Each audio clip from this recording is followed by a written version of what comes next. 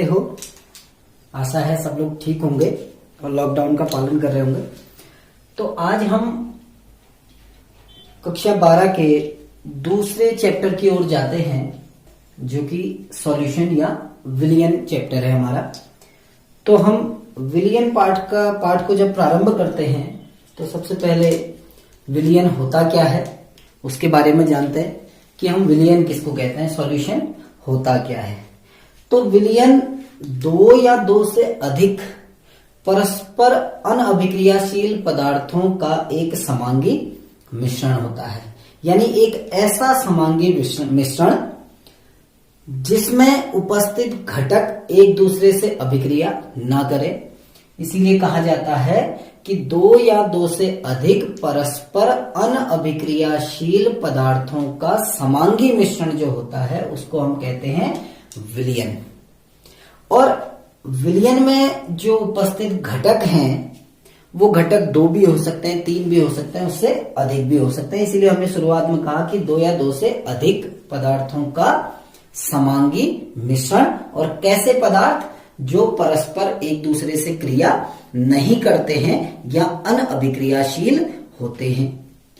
अब जिन पदार्थों से वो विलियन मिलकर बना है, यानी जिन पदार्थों से उस विलियन का निर्माण हुआ है, उन पदार्थों को हम कहते हैं विलियन के घटक। यानी जो भी विलियन के निर्माण में जो भी पदार्थ भाग लेते हैं, चाहे वो दो पदार्थ हो चाहे तीन हो, उन पदार्थों को विलियन के घटक कहा जाता है। और किसी विलियन के निर्माण में कितने घटक भाग ले रहे हैं उसके आधार पर हम विलियन को वर्गीकृत करते हैं। जैसे यदि किसी विलियन में दो घटक भाग ले रहे हैं तो ऐसा विलियन कहलाता है द्विअंगी विलियन, बाइनरी सॉल्यूशन। द्विअंगी विलियन जिसके दो अंग होते हैं, द्विअंगी विलियन अर्थात ऐसा विलियन जिसके निर्माण में केवल दो घटक भाग लेते हैं। अब वो दो घटक कौन कौन से होते हैं उनके बारे में भी आगे पढ़ेंगे। एक घटक कहलाता है विलेय और दूसरा घटक कहलाता है विलायक। एक घटक का नाम होता है विलेय और दूसरे घटक का नाम होता है विलायक। अर्थात जिस विलियन के निर्माण में दो घटक भाग लेते हैं उसे हम कहते हैं द्विअंगी विलियन या बाइनरी सॉल्यूशन। और यदि किसी विलियन के निर्माण में तीन घटक भाग ले रहे हैं तो ऐसे विलियन को कहा जाता है त्रिअंगी विलियन। ऐसा सॉल्यूशन कहलाता है त्रिअंगी विलियन। तो विलियन में उपस्थित जो घटक हैं उन घटकों के आधार पर हम विलियन को द्विअंगी विलियन, त्रिअंगी विलियन, ऐसे ही अन्य भागों में विभाजित करते हैं। यदि कोई विलियन द्विअंगी विलियन है तो उसमें एक घटक विलेय होगा और दूसरा घटक आपका विलायक होगा। अब विलेय क्या है और विलायक क्या है? विलियन के निर्माण में जो घटक भाग ले रहे हैं उसमें हम विलेय किसे कहते हैं और विलायक किसे कहते हैं। तो हम विलेय और विलायक के संदर्भ में पढ़ेंगे। तो पहला घटक विलियन का कहलाता है विलेय, जबकि दूसरा घटक विलियन का कहलाता है विलायक।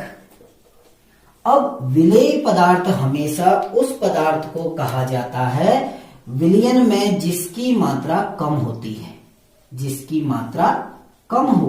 अर्थात जो घटक विलियन में निम्न मात्रा में पाया जाता है उस घटक को हम कहते हैं विलेय। और जो अधिक मात्रा में घटक पाया जाता है जिसकी मात्रा अधिक हो, यानी ऐसा घटक जो अधिक मात्रा में पाया जाता है वो कहलाता है आपका विलायक।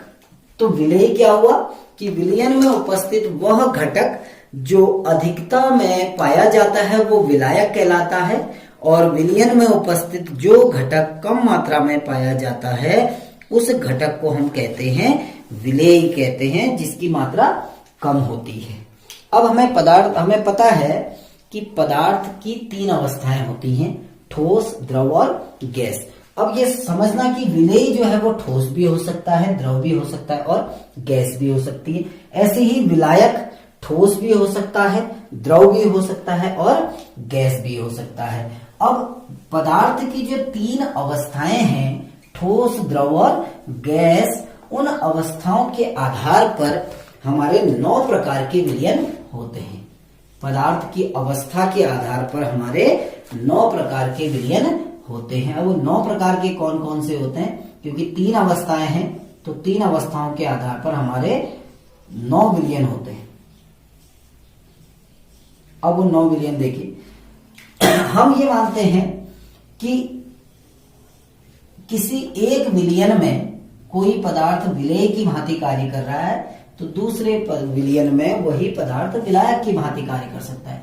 इसीलिए हम सबसे पहले विलेय और विलायक, यानी पहले प्रकार के विलयन में विलेय क्या होगा और विलायक क्या होगा। तो अब हम क्या ले रहे हैं कि हम 3 ऐसे विलयनों की कल्पना कर रहे हैं जिसमें विलेय क्या है, आपका ठोस है। 3 विलयन ऐसे हैं जिनमें विलेय क्या है, आपका ठोस है। ऐसे ही 3 विलयन होंगे जिसमें विलेय क्या होगा, द्रव होगा। हम 3 अगले विलयन ऐसे लेते हैं जिनमें विलेय क्या है, आपका द्रव है। और 3 ऐसे विलयन जिसमें विलेय क्या है, आपका गैस है। तो हमारे 9 प्रकार के विलयन हो गए। 3 ऐसे विलयन जिसमें विलेय क्या है, ठोस, 3 ऐसे विलयन जिसमें विलेय द्रव है, और 3 ऐसे विलयन जिसमें विलेय क्या है, गैस। अब जैसे पहला विलयन लेते हैं हम, विलेय ठोस है, विलायक भी ठोस है, यानी ठोस का ठोस में विलयन, ठोस पदार्थ का ठोस पदार्थ में विलयन।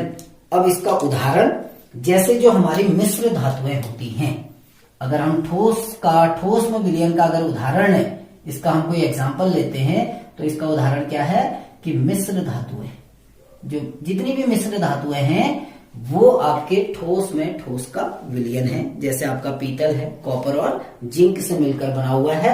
कॉपर भी आपका क्या है, ठोस है, जिंक भी क्या है, ठोस है। तो दोनों पदार्थ आपके ठोस हैं, तो वो कैसा विलयन होगा, ठोस का ठोस में। अब दूसरा विलयन आते हैं जो क्या है, ठोस का द्रव में, यानी जिसमें विलेय क्या है, ठोस है, और विलायक क्या है, आपका द्रव है। ऐसे बहुत सारे विलयन हो सकते हैं। जैसे चीनी को यदि पानी में घोल दिया जाए, नमक को पानी में घोल दिया जाए, तो ऐसे बहुत सारे एग्जाम्पल हो सकते हैं। जैसे चीनी का विलयन, चीनी धन, दूसरा घटक पानी का विलयन। तो ये उदाहरण हो गया किसका, चीनी और पानी का विलयन हो गया। तीसरा विलयन कैसा होगा हमारा, जिसमें विलेय ठोस है और विलायक क्या हो जाएगा, गैस, यानी हम क्या कहेंगे, ठोस का गैस में विलयन। तीसरे प्रकार का विलयन हो गया ठोस का गैस में विलयन। जैसे उदाहरण क्या है, कपूर जो नेफ्थलीन है, यदि हम कपूर को खुला छोड़ दें तो कपूर के कण वायु में मिल जाते हैं। तो कपूर कैसा है, ठोस, और वायु क्या है, गैस। तो हम इसको कह सकते हैं कपूर का ऊर्ध्वपातन, कपूर का ऊर्ध्वपातन, अर्थात कपूर के जो कण हैं वो वायु में मिश्रित हो जाते हैं। ऐसे आयोडीन जो है वो एक ऊर्ध्वपातित पदार्थ है। जितने भी ऊर्ध्वपातित पदार्थ होते हैं, चाहे वो नेफ्थलीन हो, चाहे एंथ्रासीन हो, चाहे आपका आयोडीन हो, वो सारे कैसे विलयन होते हैं, ठोस का गैस में विलयन। अब हमारा नेक्स्ट सॉल्यूशन आता है जिसमें विलेय क्या है, द्रव, और विलायक क्या हो जाएगा, ठोस, यानी द्रव का ठोस में विलयन। अगले टाइप का है द्रव का ठोस में विलयन। अब ये क्या हुआ, द्रव का ठोस में विलयन। जितने भी अमलगम हैं, जितने भी अमलगम हैं आपके, जैसे जिंक अमलगम कहते हैं हम, ZnHg, ZnHg, zinc amalgam. Zinc क्या है, ठोस, पारा कैसा है, द्रव। तो ये कैसा विलयन हो गया, द्रव का ठोस में। इसमें जो पारा है वो विलेय है और जिंक क्या है, आपका विलायक है। तो ये कैसा विलयन हो गया, द्रव का ठोस में विलयन। अगला हम लेते हैं द्रव का द्रव में विलयन, यानी ये आपका 5वें प्रकार का विलयन हो गया, द्रव का द्रव में विलयन। इसके बहुत सारे उदाहरण हो सकते हैं, जैसे जल और अल्कोहल का विलयन। जल धन अल्कोहल, यदि पानी में अल्कोहल डाल दिया जाए तो वो किस प्रकार का विलयन बनता है, द्रव का द्रव में, क्योंकि जल भी किस अवस्था में होता है, द्रव, और अल्कोहल भी किस अवस्था में होती है, आपका द्रव अवस्था में। तो नेक्स्ट 6 टाइप का सॉल्यूशन आ जाएगा द्रव का गैस में विलयन। अगला विलयन आपका आ गया जिसमें विलेय क्या है, आपका द्रव है और विलायक क्या है आपका, गैस है। तो द्रव का जो गैस में विलयन है, इसका उदाहरण अगर हम लें तो हम कहेंगे कि वायु में जलवाष्प के कण, वायु में जलवाष्प के कण, जो पानी के छोटे छोटे कण होते हैं, जब वो वायु में मिश्रित होते हैं तो वो इसी प्रकार का विलयन बनाते हैं। जो एरोसॉल है, अभी जब आगे आप पढ़ोगे इस चैप्टर को आगे को, तो इसमें हम एरोसॉल पढ़ेंगे एक टॉपिक। तो जहां पर एरोसॉल होते हैं वो इसी प्रकार के विलयन हैं, जहां विलेय क्या है, पानी की छोटी छोटी बूंदें, और विलायक क्या है, वायु अर्थात गैस। अब हम नेक्स्ट टाइप के सॉल्यूशन में आ जाते हैं, गैस का ठोस में विलयन, यानी एक ऐसा विलयन जिसमें विलेय आपका गैस है और विलायक क्या है आपका ठोस पदार्थ है। तो इसका जब हम उदाहरण लेते हैं तो आपने कक्षा 10 में पढ़ा है वनस्पति तेलों का हाइड्रोजनीकरण। तो हम वहां पर करते क्या है, निकिल उत्प्रेरक लेते हैं, निकिल उत्प्रेरक में हाइड्रोजन गैस प्रवाहित की जाती है। तो वहां पर क्या होता है कि निकिल जो धातु है, जो ठोस है, उसके पृष्ठ पर गैस, हाइड्रोजन गैस के कण अधिशोषित हो जाते हैं। यानी निकिल धातु के पृष्ठ पर हाइड्रोजन गैस का अधिशोषण जो होता है वो एक इसी प्रकार के विलयन का निर्माण करता है, जिसमें विलेय क्या है आपका गैस और विलायक क्या है ठोस। तो हम ये कहते हैं कि निकिल के पृष्ठ पर हाइड्रोजन का अधिशोषण, निकिल के पृष्ठ पर हाइड्रोजन गैस, ये हमने कक्षा 10 में जो हाइड्रोजनीकरण अभिक्रिया पढ़ी, ये उसका उदाहरण है। अगला विलयन आपका होता है गैस और किसका विलयन, द्रव का, यानी जिसमें विलेय क्या है आपका गैस है और विलायक क्या है आपका द्रव है।